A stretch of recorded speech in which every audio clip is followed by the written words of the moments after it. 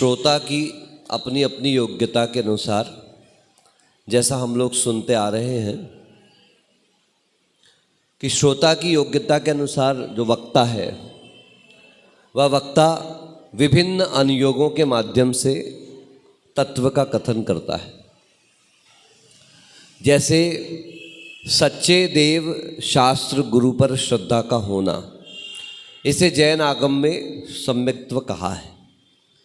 लेकिन सच्चे देव गुरु शास्त्र पर श्रद्धा का होना ये मात्र प्रथमानुयोग की दृष्टि से सम्यक्त्व का विषय कहलाता है।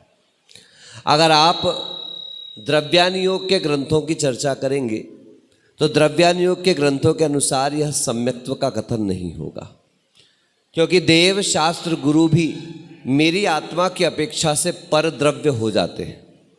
और जहाँ पर परद्रव्य का आलंबन लिया जाता है, द्रव्यानुयोग के कथन के अनुसार वह कथन जो है वह आगम बाह्य हो जाता है। एक प्रकार से मिथ्यात्व जैसा मिथ्यात्व होता नहीं है, लेकिन मिथ्यात्व जैसा ही प्रतीत होने लगता है उस कथन की अपेक्षा से। तो सच्चे देव शास्त्र गुरु पर श्रद्धा का होना, आपको कल नहीं परसों कह दिया था, आप्त आगम तपोव्रताम कहकर उसके आगे परमार्थ शब्द लगाने का उद्देश्य ही है कि अच्छे लगने वाले तो संसार में बहुत सारे देव हो सकते हैं, हमें अनुकूल लगने वाले बहुत सारे शास्त्र हो सकते हैं, अच्छे लगने वाले बहुत सारे गुरु कई प्रकार के हो सकते हैं, लेकिन देव शास्त्र गुरु अच्छे लगने के साथ साथ सच्चे भी हों, तब जाकर के वह हमारे सम्यक्त्व के श्रद्धा के आधार बन सकते हैं। तो प्रथमानुयोग के ग्रंथों के अनुसार मात्र इतना ही कथन अपने आप में महत्वपूर्ण है कि सच्चे देव शास्त्र गुरु पर हमारी श्रद्धा का होना, यह सम्यक्त्व की परिभाषा है। जब आप करणानुयोग के ग्रंथों में जाते हैं तब आचार्य भगवंत कहते हैं कि एक ऐसी कर्म प्रकृति है जिसका नाम है अनंतानुबंधी। बोलिए क्या है? धवला ग्रंथ में आचार्य पुष्पदंत भूतबली महाराज की टीका करते हुए आचार्य वीरसेन स्वामी कहते हैं, अनंत संसार कारणत्वात् मिथ्यात्वम अनंतम, कि अनंत संसार का कारण होने से मिथ्यात्व को ही अनंत ऐसा कहा जाता है। और ऐसे अनंत मिथ्यात्वम यद बदनाति स अनंतानुबंधी, ऐसे अनंत मिथ्यात्व को बांधने वाली कषाय जो है उसको कौन सी कषाय कहते हैं? अनंतानुबंधी कषाय कहते हैं। ऐसे अनंतानुबंधी की चार कषाएं, क्रोध, मान, माया और लोभ, और उसके साथ मिथ्यात्व, सम्यक मिथ्यात्व और सम्यक प्रकृति मिथ्यात्व। कक्षाओं में आप लोग आ ही रहे हैं दोपहर शाम को, तो इन विषयों को सुन ही रहे हैं। समीचीन देवशास्त्र गुरु तत्व आदि के विपरीत श्रद्धा जो कर्म उत्पन्न करता है उसे जैनाचार्य मिथ्यात्व कहते हैं। जो देव शास्त्र गुरु के साथ साथ कुदेव कुशास्त्र गुरुओं पर भी समान श्रद्धा को उत्पन्न करता है उसे जैनाचार्य सम्यक मिथ्यात्व अथवा मिश्र प्रकृति कहते हैं। और जो देव गुरु शास्त्र पर श्रद्धा होने के साथ साथ ही चल मल अगाड़ दोष उस श्रद्धा में लगाता रहता है। चल दोष का अर्थ है भगवान को ही हमारे लिए दुख का हरण करने वाला मानना। उदाहरणार्थ शांतिनाथ भगवान शांति के करता है, पार्श्वनाथ भगवान हमारे विघ्न के हरता हैं, वासुपूज्य भगवान मेरे मंगल दोष का निवारण करने वाले हैं, और मुनिसुव्रतनाथ भगवान मेरे शनि ग्रह की शांति करने वाले। यद्यपि ये मिथ्यात्व नहीं है, लेकिन किसी तीर्थंकर विशेष को किसी कार्य विशेष का कर्ता मान करके चलना ये सम्यक्त्व का दूषण अवश्य है। इसी को आचार्य भगवंत सम्यक प्रकृति के कारण लगने वाला चल नाम का दोष कहते हैं। सब कुछ जानते हुए भी यार हमने कल तो महाराज जी ऐसा कह रहे थे, आज महाराज जी ऐसा कह रहे, समझ में नहीं आता कि सही क्या है। इस प्रकार से शंका आकांक्षा रखते हुए जिनेंद्र भगवान की आराधना करते रहना ये मल दोष कहलाता है। और किसी वेदी विशेष पर, किसी तीर्थंकर विशेष पर, किसी क्षेत्र विशेष पर, किसी शास्त्र विशेष पर अथवा किसी गुरु विशेष पर आराधना का भाव रखना ये अगाढ़ दोष कहलाता है। ऐसे चल मल और अगाढ़ दोष जिस प्रकृति के कारण लगते रहते हैं उसे सम्यक्त्व प्रकृति कहा जाता है। ये सम्यक प्रकृति हमारे श्रद्धान को निर्मल नहीं होने देती। आचार्यों ने उदाहरण दिया, जैसे बूढ़े के हाथ में लाठी पकड़ा दी जाए तो बूढ़े की हाथ की लाठी क्या होती है, उसको सहारा तो देती है, लेकिन वो बूढ़े के हाथ के कंपन के कारण क्या होता है, वो लाठी लगातार हिलती डुलती रहती है, उसमें कंपन बना रहता है। इसी तरह सम्यक प्रकृति हमारे सम्यक्त्व को नष्ट तो नहीं करती, लेकिन हमारे सम्यक दर्शन की पूर्ण निर्मलता को प्राप्त नहीं होने देती। तो आचार्य भगवंत कहते करणान योग की अपेक्षा से इन अनंतानुबंधी 4 मिथ्यात्व, सम्यक मिथ्यात्व, सम्यक प्रकृति 3, इन 7 प्रकृतियों का उपशम हो जाने पर, क्षय हो जाने पर अथवा क्षयोपशम हो जाने पर जो तत्व रूप श्रद्धान उत्पन्न होता है, आत्म परिणामों की निर्मलता उत्पन्न होती है, उसे ही जैनाचार्य सम्यक्त्व को घोषित करते हैं। तो ये हो गया करणान योग की अपेक्षा से हो जाता है। अब चरणान योग की अपेक्षा से क्या होता है, तो आचार्य कार्तिकेय स्वामी कार्तिकेय अनुपेक्षा में रहते, जीवाणम रक्षणम धम्मो। चरणान योग की अपेक्षा से जीवों की रक्षा करना ही धर्म है, और वही धर्म सम्यक्त्व कहलाता है। आपके उठने में, आपके बैठने में, आपके चलने में, आपके बोलने में, आदि आदि क्रियाओं में अगर आप जीवों की रक्षा का भाव कर रहे हैं, अहिंसा धर्म के पालन का भाव कर रहे हैं, आपकी क्रियाओं से होने वाली हिंसा पर आपकी नज़र है, आपकी क्रियाओं से हिंसा होती है, इस प्रकार से आपकी बुद्धि में बना हुआ है कि मुझे अहिंसा धर्म का पालन करना है, आदि आदि इस प्रकार से आचरण रूप अहिंसा जो आपकी है, अगर वह आपकी बनी हुई है तो आचार्य भगवंत कहते कि हाँ, आपका सम्यक्त्व सुरक्षित है। और जब आप द्रव्यान योग की श्रेणी में आते हैं तब आचार्य कुंद कुंद देव कहते हैं कि बस एकमात्र आत्म चतुष्टय पर अपनी नजर का होना। अब यही आचार्य कुंद कुंद देव समय सार में कहेंगे, परिक्रमणम परिसरणम विष्कुंभम भवति।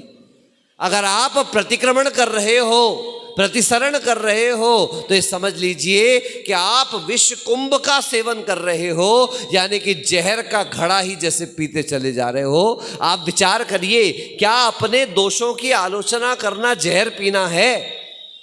क्या जिनेंद्र भगवान की आराधना करना किसी प्रकार से पाप है? तब आचार्य कुंद कुंद देव कहते हैं कि जिस क्षण आप आत्म ध्यान कर सकते थे या कर सकते हो, जिस समय आप अपनी आत्मा का अवलंबन ले सकते हो, उस समय पर द्रव्य का अवलंबन लेना भी एक प्रकार का मिथ्यात्व ही है बंधुओं। इसलिए द्रव्यान योग की अपेक्षा से एकमात्र मेरी आत्मा ही शरणभूत है, संसार में कोई और शरण नहीं।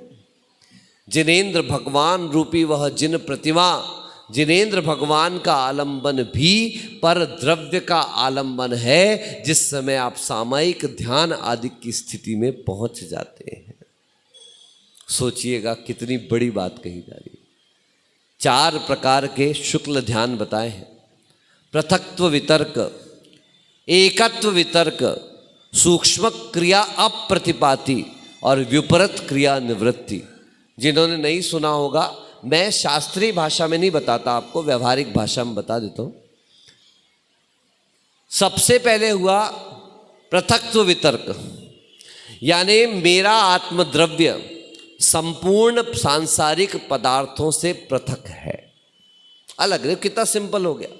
इस प्रकार का चिंतन कि संसार से पृथक मेरा आत्मद्रव्य है, जितने भी परद्रव्य दिख रहे हैं वो सब मुझसे क्या है, पृथक है। संसार का कण कण स्वतंत्र है और मैं किसी से बंधा हुआ नहीं। एकत्व वितर्क, मैं अकेला हूं। देखो, एक कथन हुआ निषेध रूप, संसार का कोई भी पदार्थ मेरा नहीं है। अब कथन हो रहा है विधि रूप, मैं किसी का नहीं हूं। क्या कहा? पहला कथन क्या हुआ? संसार का कोई भी पदार्थ मेरा नहीं। और दूसरा कथन क्या कह रहा है? मैं किसी का भी नहीं। कथन करने की शैली बदल गई, बात एक ही है। अब तुम कान यहां से पकड़ो, बोलो, पकड़ो, दोनों हाथ से नहीं पकड़ो, एक हाथ से पकड़ो। चाहे कान यहां से पकड़ो, बोलो, चाहे कान ऐसे करके पकड़ो, बात तो एक ही है। नहीं, काय को एक है, सेंटीमीटर बढ़ गए भैया। यहां से पकड़ो, यहां से घुमा करके लेकर के आओ। एक ट्रेन तो भैया सीधे जा रही है और एक ट्रेन क्या हो रही है, घूम फिर के जा रही है। अंतर हुआ कि नहीं हुआ? बिल्कुल महाराज, अंतर तो हुआ। ऐसे ही करणानुयोग इस प्रकार से कथन करता है, कहता है संसार में परद्रव्य कुछ भी मेरा नहीं है, पृथक्त्व वितर्क हो गया। अब एकत्व भावना क्या कहती है? मैं किसी का नहीं हूं, मेरा कुछ भी नहीं है। फिर सूक्ष्म क्रिया अप्रतिपाती, यानी जो बादर रूप से अपनी क्रियाएं थीं उसको अपन अंदर की तरफ लेकर के सूक्ष्म करते चले जाते हैं, और अंत में वो सूक्ष्म क्रिया भी जो आत्मा की बसती है उससे भी उठ जाते हैं विपरीत क्रिया निवृत्ति। इस प्रकार से 4 प्रकार के शुक्ल ध्यान यहाँ पर आगम में बताए हैं। बंधुओं ध्यान रखना, ये चारों के चारों ध्यान में से पीछे के जो शुक्ल ध्यान हैं उसमें किसी भी पर द्रव्य का आलंबन नहीं लिया जाता है। आत्म द्रव्य के आलंबन से, आत्म चतुष्टय के आलंबन से ही वो ध्यान होते हैं। इसलिए करणानुयोग के ग्रंथ जो हैं वो कर्म व्यवस्था के अनुसार आपके लिए कथन करते हैं, और द्रव्यानुयोग के ग्रंथ क्या करते हैं, आत्म व्यवस्था की अपेक्षा से कथन करते हैं। इसलिए सम्यक्त्व के कथन करने की शैली बदल जाती है विभिन्न विभिन्न अनुयोगों का आश्रय ले लेने से। आइएगा आज थोड़ा सा अगले सूत्र की तरफ बढ़ते हैं। आपते नोत्सन्न दोषेण सर्वज्ञेना गमेशिना, पेज नंबर 11 पर है और सूत्र नंबर 5 है। आपते नोत्सन्न दोषेण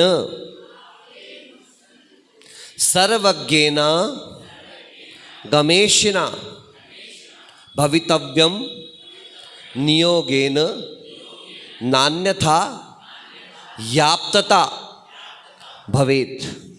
आपतेनोत्सन्न दोषेण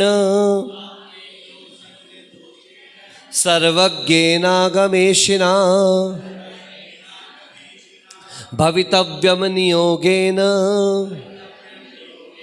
नान्यथा याप्तता भवेत्। चलिए एक साथ बोलेंगे, हमारे साथ चलिएगा। आपतेनोत्सन्न दोषेण सर्वज्ञेना गमेशिना भवितव्यम नियोगेन नान्यथा याप्तता भवेत्। अगर आप ध्यान से सूत्रों को देखें, हिंदी मत पलटिए, पेज मत पलटिए, उसी काव्य को देखिए, आप तुरंत अर्थ निकालेंगे। आपतेन क्या कहा? आप्त को कैसा होना चाहिए? तो कहते उत्सन्न दोषेण, क्या होना चाहिए? दोष से रहित होना चाहिए। क्या होना चाहिए? कितना सरल अर्थ है। आप्त जिन्हें कहा जा रहा है, देव जिन्हें कहा जा रहा है, भगवान जिन्हें कहा जा रहा है, ईश्वर जिन्हें कहा जा रहा है, प्रभु जिन्हें कहा जा रहा है, तीर्थंकर जिन्हें कहा जा रहा है, अरिहंत जिन्हें कहा, जितने नाम लेना ले लो, वो कैसे होना चाहिए? दोष से रहित होना चाहिए। फिर और कैसे होना चाहिए? सर्वज्ञेन, क्या होना चाहिए? सर्वज्ञ होना चाहिए। क्या होना चाहिए? फिर आगमेशिना, आगम के कर्ता या आगम के जानकार होना चाहिए। भवितव्यम यानी होना ही चाहिए, ऐसा ही नियोग है, ऐसा ही होना चाहिए। न अन्यथा, किसी अन्य प्रकार से आप्तता ही न भवेत, अन्य प्रकार से आप्तपना सिद्ध नहीं। कितना सरल सा सूत्र है। कैसा होना चाहिए भगवान को? नियम से आप्त को दोष रहित, सर्वज्ञ और आगम का स्वामी होना चाहिए, क्योंकि अन्य प्रकार से आप्तपना नहीं हो सकता है।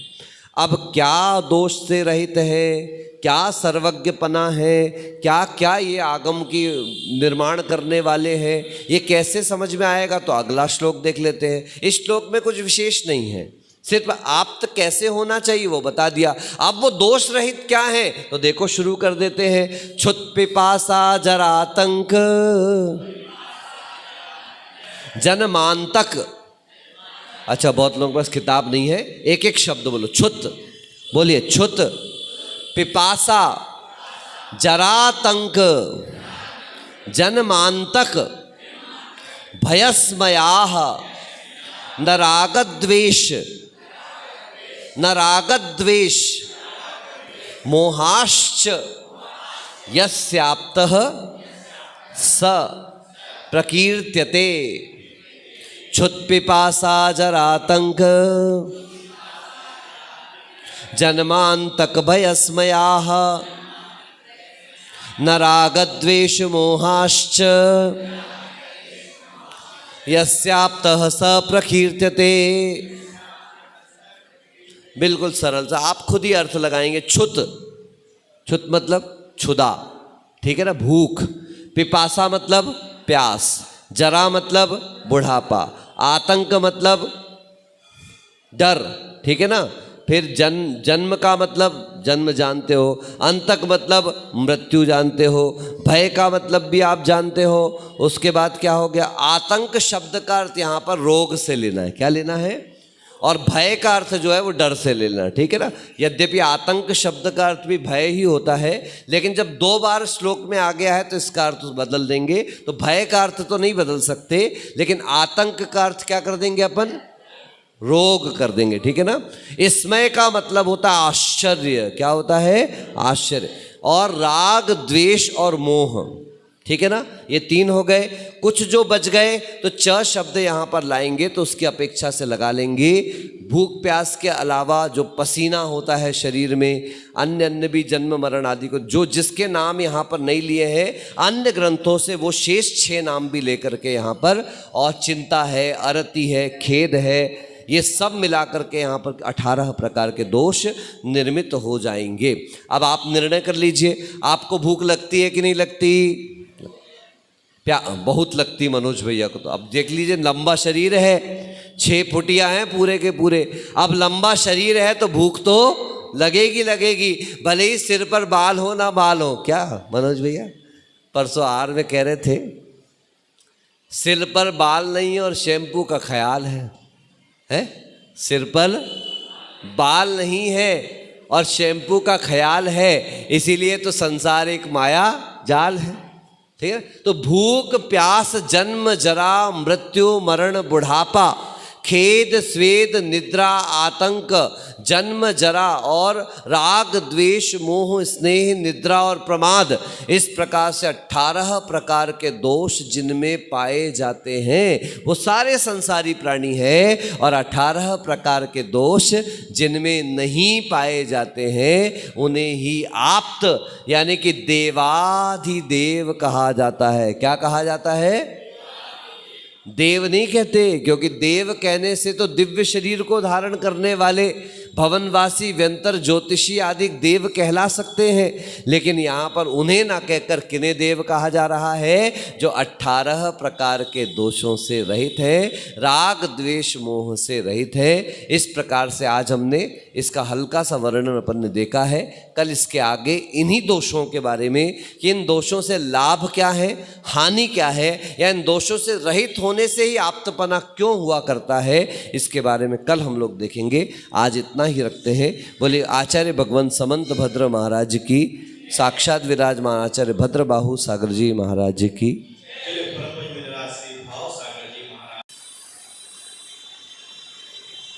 संसार में 3 प्रकार की आत्मा बताई।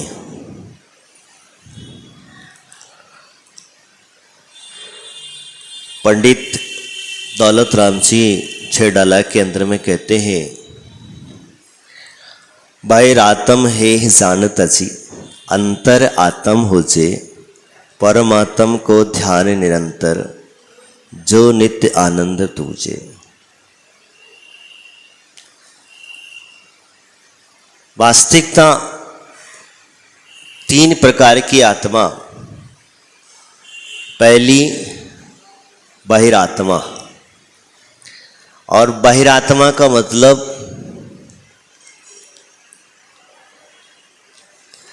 हम अपने शरीर को ही आत्मा मान करके बैठे।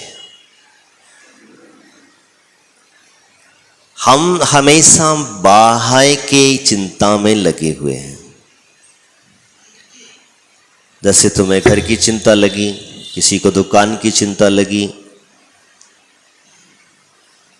किसी को परिवार की चिंता लगी, किसी को रिश्तेदारों की चिंता लगी, किसी को बच्चों की चिंता लगी। वो बाहर ही खोज रहा है, अंदर कुछ नहीं, चिंता लगी है।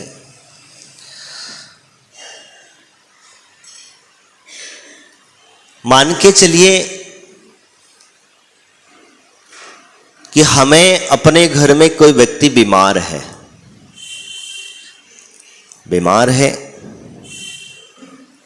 और आप धर्म ध्यान करने के लिए मंदिर में आ गए हैं। और जब मंदिर में आ गए हैं और बैठे भी हैं, पूजा भी कर रहे हैं, लेकिन मन क्या कह रहा है? भाव कह रहा है घर में यार कोई बीमार है, और बीमार है तो उसको दवाई दी कि नहीं, सुबह टाइम घड़ी में टाइम भी देख रहा है कि उसे दवा दी कि नहीं दी, उसे टाइम पर चाय नाश्ता दिया नहीं दिया, आदि आदि वो चिंता में लगा हुआ। यहां इधर पूजा कर रहा है, क्या कर रहा है? धर्म ध्यान कर रहा है, लेकिन उसका मन कहां है? यहां उसे कहां होना चाहिए था? कहां होना चाहिए था? मंदिर में है तो मंदिर का होना चाहिए, घर का होना चाहिए क्या? बीमार है, ठीक है, उसकी देख रेख करना चाहिए, ये भी ठीक है, लेकिन हमारा मन जो है, हमारा ध्यान पूरा का पूरा उसके ऊपर स्थायी कर, क्योंकि वो क्यों बीमार है? कभी आपने चिंतन किया, विचार किया? क्योंकि उसका असाता वेदनीय कर्म का उदय आया है। किसका आया?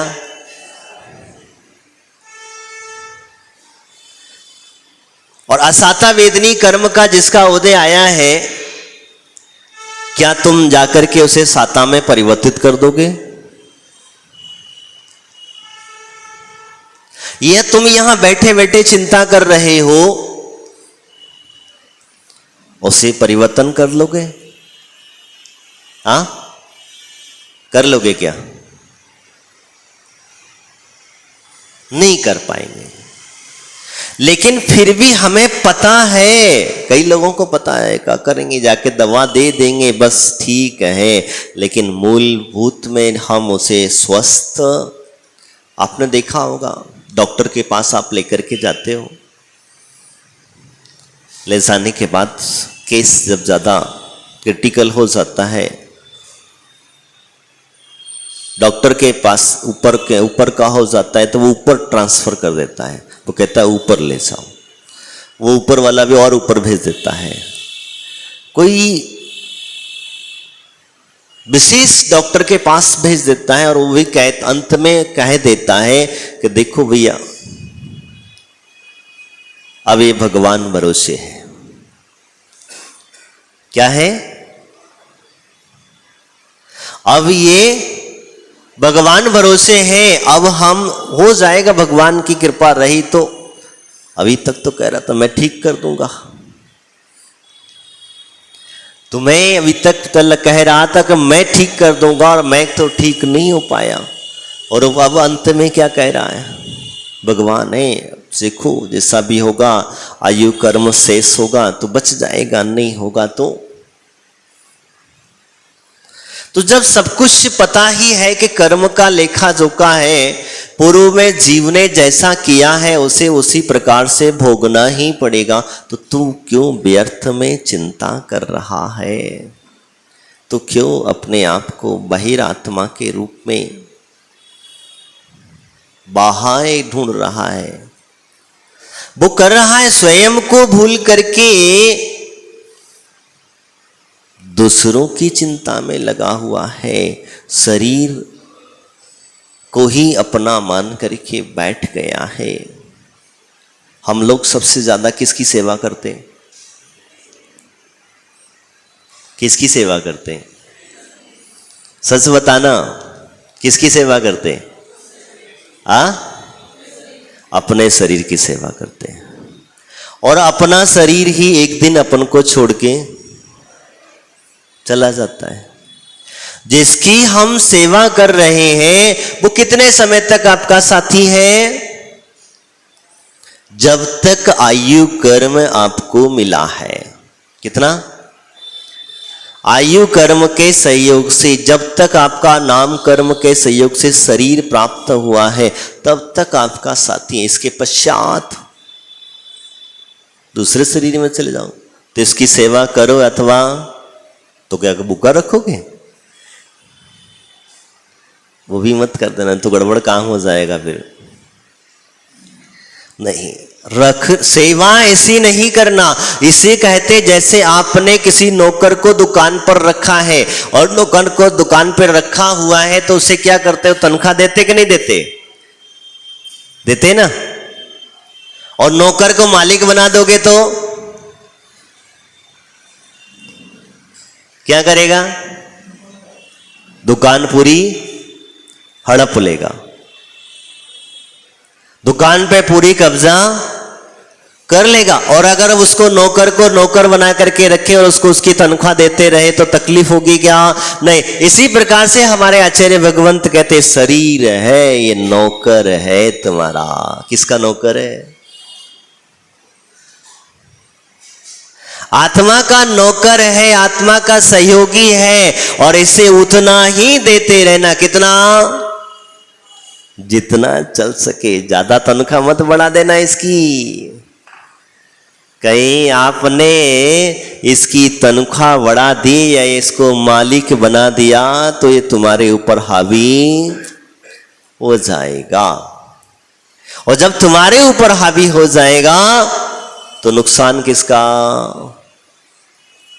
अपना स्वयं का नुकसान कर लेता है।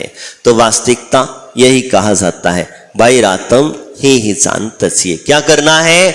बहिरात्म जो है बाहर घूम रहा है उसे अभी तज दीजिए। इस प्रकार से कहा। उन्होंने कहा छोड़ो, ये कोई मोक्ष जाने वाले हैं क्या? बहिरात्मा मोक्ष जाने वाला है क्या?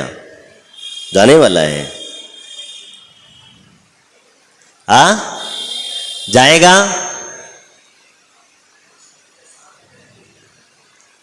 बाहर आत्मा वाला जीव जो है जब तक अपने शरीर में लगा हुआ है, परिवार में लगा हुआ है, घर गृहस्थी जोड़ने में लगा हुआ है, अपने अंतस्थ जो आत्मा है उसके प्रति उसका लक्ष्य नहीं है, तो वो कितना भी कुछ कर ले, जोड़ ले, लेकिन वो मोक्ष को प्राप्त होगा क्या?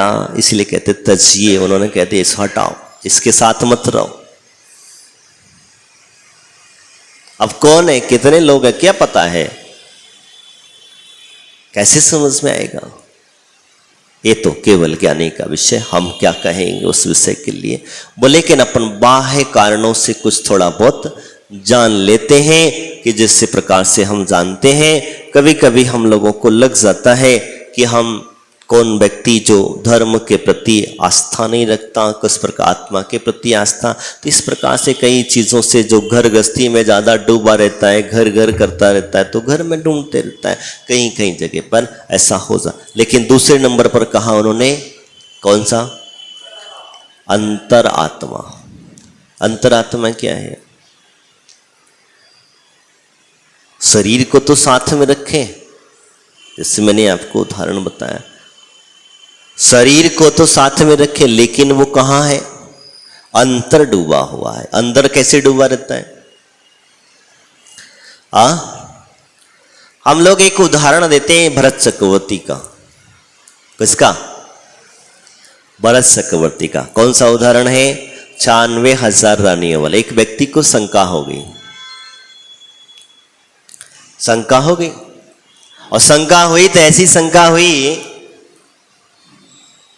कि इतनी रानियां रह करके ये घर में बैरागी कैसे संभव नहीं हो सकता, पॉसिबल नहीं है।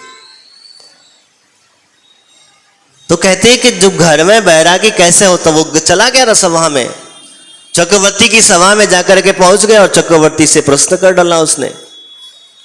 चक्रवर्ती से कहा कि मुझे तो शंका है, मेरी शंका का समाधान करो कि आप 96,000 रानियों के बीच में बैरागी कहा जाता है, आप कीचड़ में फंसे हुए हो और कमल की तरह अलग कैसे खिल रहे हो?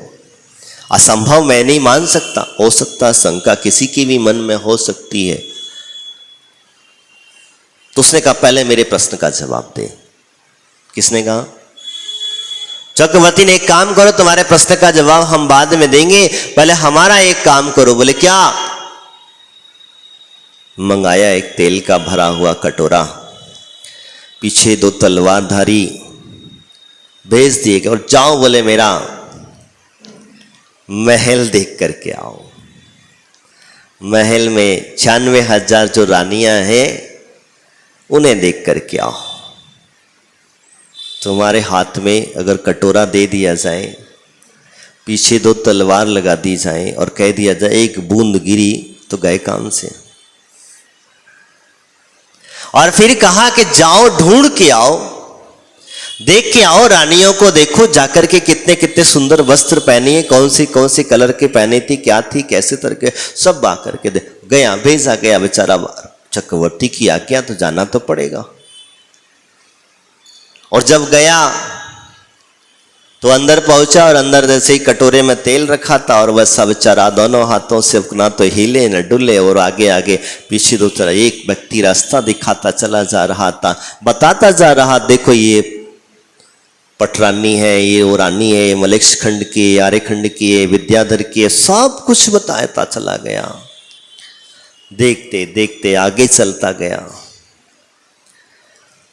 धीरे धीरे करके उसने पूरी 96,000 रानियों की,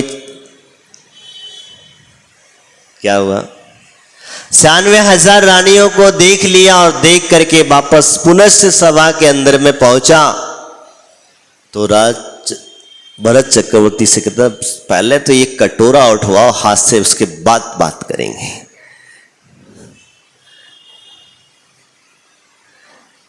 पहले ये कटोरा हटवाया जाए, फिर बाद में वो कटोरा उठा करके उसने टेबल पे रख दिया। अब बताओ, चलो ठीक है। शांति हुई, बेचारे ने जोर से सांस ली और उसको बड़ा चैन की सांस जिसको कहते हैं आनंद, वो लिया और ले करके बेचारा क्या करे। फिर चक्रवर्ती ने उससे पूछा कुछ देर के बाद, अच्छा बताओ मेरी पटरानी ने कौन से वस्त्र पहने हुए थे? क्या हुआ? पटरानी ने कौन से वस्त्र पहने हुए थे? विद्याधर की जो रानियां थी उन्होंने कैसे पहने हुए थे? बेटियां उन्होंने कैसे पहना हुआ था? मलेक्ष की रानियां कैसे लगा? आधी आधी उससे क्वेश्चन पे क्वेश्चन। वो कहता है महाराज, मैंने 96,000 रानियों के बीच में गया जरूर था, लेकिन ये तेल का कटोरा हाथ में था, मैंने बाकी कुछ नहीं देखा। मेरा सारा का सारा लक्ष्य कहां था? तेल के कटोरे पे था। क्या कटोरे पे था? तो कहते एक बूंद तेल ना गिर जाए, अगर ये गिर गया तो काम खत्म।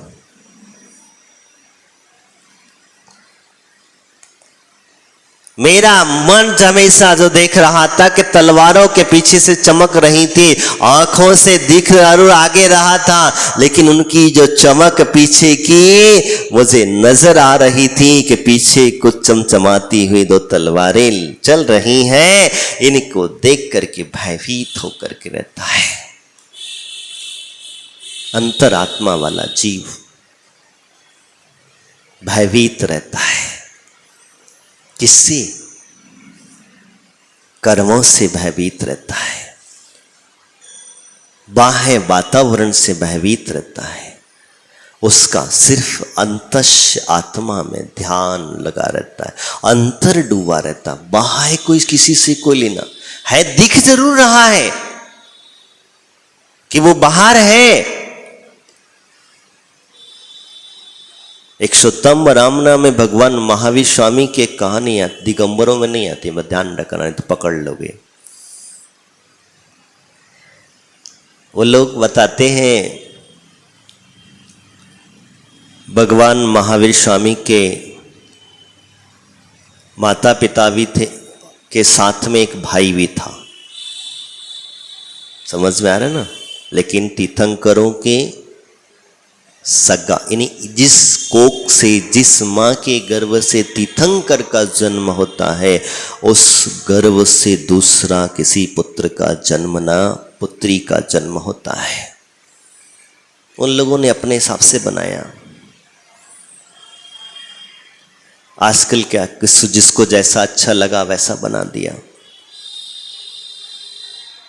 तो वो लोग कहते हैं कि महावीर भगवान को बन जाने की इच्छा थी, वैराग्य हो गया, घर छोड़ने की इच्छा थी। दिगंबरों में एक व्यवस्था नहीं है, मैं तुझसे बताने जा रहा हूं, इसलिए आपको बता रहा हूं क्योंकि आपको भी कुछ चीजें पता होना चाहिए कि हमारे ही चीजें हमसे ही कैसे विरुद्ध रहती हैं। उन लोगों ने एक विचार व्यवस्था बनाई कि जब भगवान महावीर को वैराग्य हुआ और वैराग्य होते समय माता पिता से पूछने गया तो माता पिता ने कह दिया, हम जब तक जीवित हैं तब तक आप क्या हुआ, दीक्षा नहीं ले सकते। क्या ऐसा होता है? नहीं, ये भी कल्पना। तीर्थंकर भगवान के समक्ष कभी किसी की मृत्यु, और जिसमें खास करके माता पिता की तो बिल्कुल भी नहीं। याद रखना, कोई तुम्हारे, क्योंकि ये सब चीजें जो है ना आजकल हम लोग ध्यान नहीं देते हैं। बच्चों को कॉलेजों में, स्कूलों में पढ़ाई जा रही है, दिगंबरत्वा का कोई सिलेक्शन नहीं रहता, बच्चे फिर वही सीख जाते हैं। इसलिए तुमको मैं बता इसलिए रहा हूं कि तुमको भी तो पता होना चाहिए कि ये क्या घटना है। कल के दिन तुम्हारे बच्चे तुमसे पूछ ले तो तुम क्या बताओगे?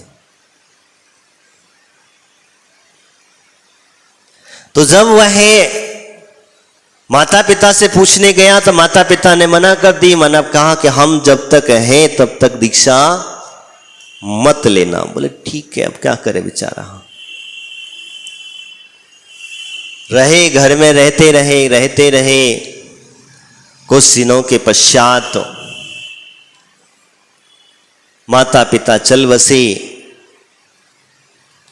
भाई के पास फिर गए, जाकर के पहुंचे। भाई से कहा मुझे दीक्षा लेनी है, मैं जाना चाहता हूं, बन जाने की तैयारी है। भाई कहता अभी अभी तो माता पिता चल बस, तेरे को और कोई किसी समय पर बुद्धि नहीं आई क्या? तुझे इतना भी विवेक नहीं है कि इधर माता पिता का संस्कार करके आ रहा है और तू कह रहा है बन को जाना है?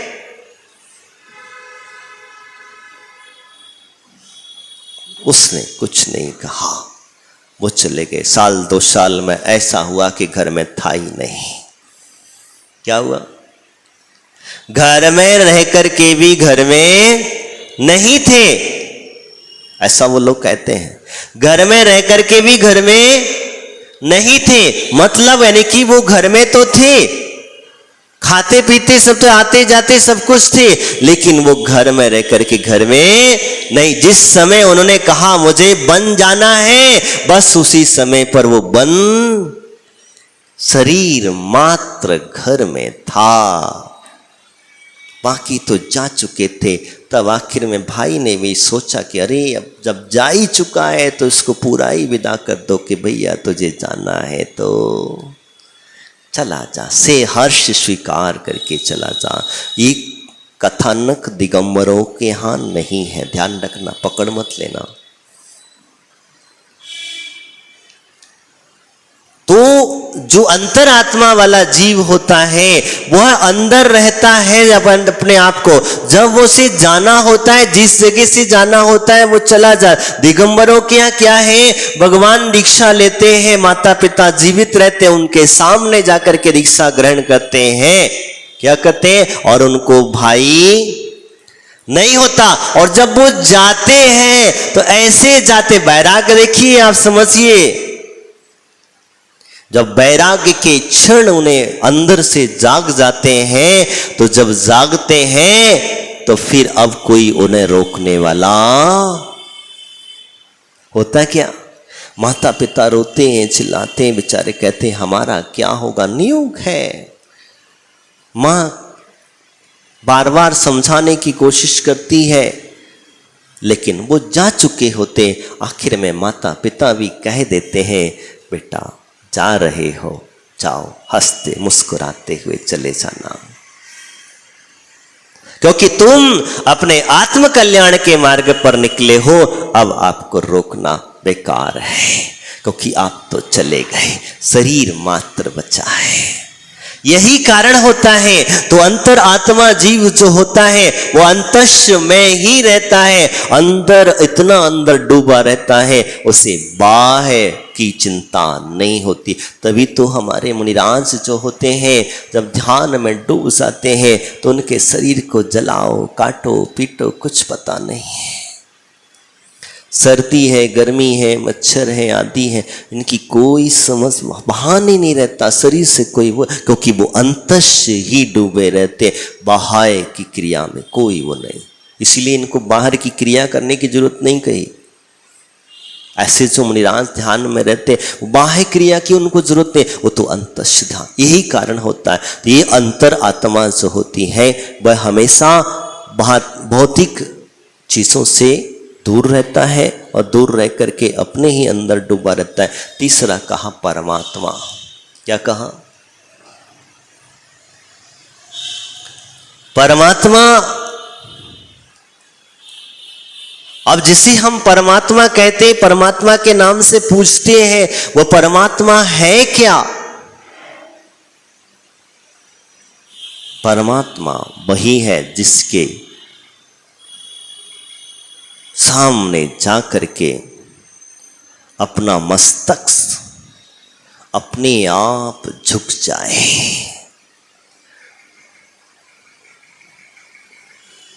अपना मस्तक अपने आप झुक जाए, वहां किसी से कोई कहने की जरूरत नहीं है। जैसे भगवान महावीर स्वामी के समुद्र में घुसने से पहले ही गौतम स्वामी जब पहुंचे, मानस स्तंभ का दर्शन किया, क्या किया? गौतम स्वामी को ये नहीं कहा कि ये हमारे परमात्मा है, ये हमारे भगवान है, तुम इनको नमस्कार करो। कहा क्या? उन्हें कहने की जरूरत नहीं पड़ी, अपनी आस्था से सिर अपने आप झुक जाता है। सच्चे परमात्मा को देख करके वास्तविकता अंदर से भाव उत्पन्न हो जाते हैं कि ये सच्चा परमात्मा है। समुद्र के वैभव को देखा, मानस स्तंभ को देखा, इंद्रभूति गौतम बस अपने मुख से भगवान के उच्चारण करने लग गया और घुसा तो घुसा, इतना अंदर तक जाते जाते तो वो परमात्मा का ही हो गया। वापस लौट के आने की इच्छा नहीं हुई। काय के लिए आया था? काय के लिए आया था? शास्त्रार्थ करने के लिए। शास्त्रार्थ करने के लिए आया था और आतैन की वाद विवाद करने के लिए आया था। लेकिन न भगवान महावीर स्वामी कुछ बोले, न उसे किसी ने कुछ कहा, न कोई बातचीत हुई, न कुछ हुआ। बस अंदर जैसे जैसे बढ़ता चला गया वैसे वैसे उसके परिणाम विशुद्ध होते चले गए और इतने विशुद्ध होते चले गए कि जहां पहुंचते पहुंचते वो उन्हीं का हो करके रह गया। यही तो परमात्मा की सबसे बड़ी विशेषता है। और कोई विशेषता? यही तो उनकी सबसे बड़ी विशेषता है। और भी चीजें तो महाराज जी अभी आपको कल बताएंगे, क्षुत पिपासा आदि 18 दोष आदि जो है, आगे की जो भी अब 40 दोषों से रहे, जिसको हम कहते हैं गुणों से गति आदि जो है, अरहंत और सिद्धों की जो व्यवस्था है, मैं आपसे वो नहीं, ये सारी परमात्मा की व्यवस्था। तो हमें भी जब जाते हमारे भगवान के बारे में हम लोगों को प्रचार प्रसार करने की आवश्यकता पड़ती है। बताओ, सब अपना अपने भगवान का प्रचार प्रसार कर रहे हैं, कर रहे कि नहीं कर रहे? अपनी बात को पुष्ट करने के लिए, अपने परमात्मा को सिद्ध करने के लिए वो किसी न किसी प्रकार से लगे हुए हैं कि नहीं ये ऐसा है, वो वैसा है, इसका स्वरूप ऐसा है, उस तरीके। लेकिन जैनों के परमात्मा को कोई भी देख ले, कैसा भी देख ले, किसी न किसी प्रकार से उसकी आस्था झुकी जाती। दिगंबर संत जब रास्ते से निकलता है, विहार करता है, तुम लोग तो आलसी बन जाते हो, दुकान से उठने में टाइम लगा लेते हो। रास्ते से मुनिराज जा रहे हैं तो कभी कभी कई लोग तो ऐसे भाई हमने देखे कि मुंह भी फेर लेते हैं, कई महाराज पहचान लेंगे कि हम जैनी हैं तो क्या करेंगे, फिर साथ में ले गए तो कई लोग होते हैं। लेकिन कई लोग ऐसे भी हमने देखे हैं जो जैनत्व का कुछ जानते ही नहीं है, जैन धर्म होता क्या है जानते नहीं है।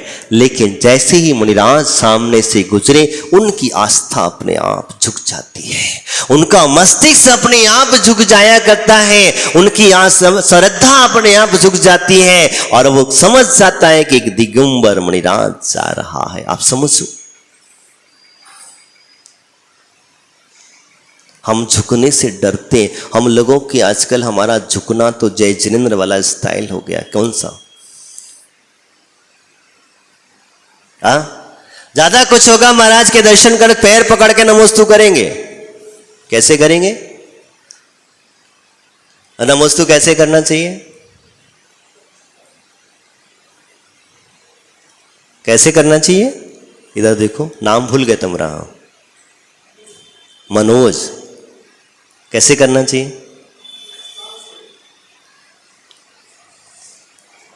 हमारे नमोस्तु करने की पद्धति समझना।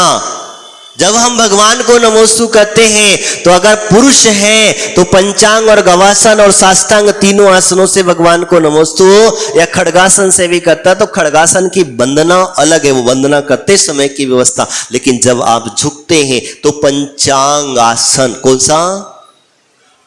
5 अंग शरीर को, जमीन को स्पर्श होना चाहिए। कितनी? कौन कौन से? 2 हाथ, 2 पैर और 1 माथा। कितने लोग झुकाते? सच बताओ।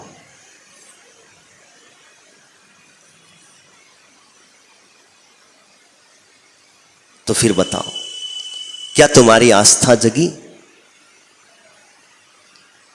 तुम एक फॉर्मेलिटी पूरी कर रहे हो लोगों को दिखाने के लिए। आज सुबह ही बात चल रही थी कि हमारे कौन पता नहीं बता, महाराज आजकल हम लोगों की तो पद्धति ऐसी चल गई, पहले बच्चे जब धोख देते थे तो चरण पकड़ते थे। क्या करते थे? बच्चे जब धोख देते थे तो चरण पकड़ते थे। बड़े छोटे जो है बड़ों के लिए जब देते थे तो चरण पकड़ लिया करते थे। अब क्या होगा? घुटने पकड़े। अब कुछ दिन पहले तो अब तुम्हारा इतना दूर से करते धोख दूं, अरे तेरी भला हो गया, कमर में बहुत ज्यादा दर्द है।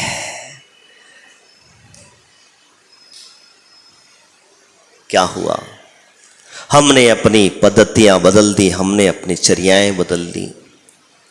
अब आप चाहते हैं कि हमें परमात्मा पद प्राप्त हो, आप चाहते हैं परम पद प्राप्त हो, आप चाहते हैं कि हमें कोई दूसरा व्यक्ति सम्मान दे, आपकी विनय करे। आपने दूसरे के लिए जो विनय की वही तुम्हारी विनय होगी। कौन सी होगी?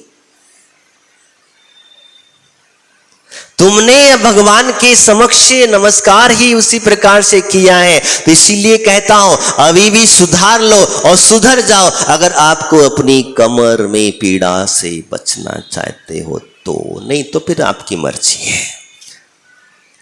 कितना भी दर्द हो, जिस जगह पर झुकना है नहीं झुकना है, जिस जगह पर जैसी विनय करनी है ये नहीं करनी है। कुछ भी होने दीजिए। आपका कोई काम होता, डॉक्टर ने आपसे लाख मना किया कि जमीन पर नहीं बैठना, और आपको कोई काम है जमीन पर बैठ के ही करना है, तो आप बैठोगे कि नहीं बैठोगे? आशा जी, बैठोगे कि नहीं बैठोगे? बैठोगे ना।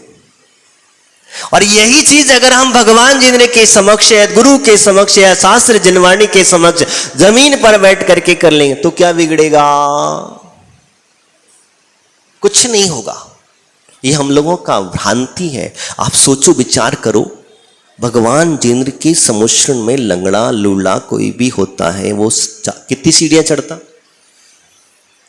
कितनी? 20,000। कौन? जिसके घुटने काम नहीं करे, जो लंगड़ा है लूला है, वो कैसा है? वो भी कितने समय में?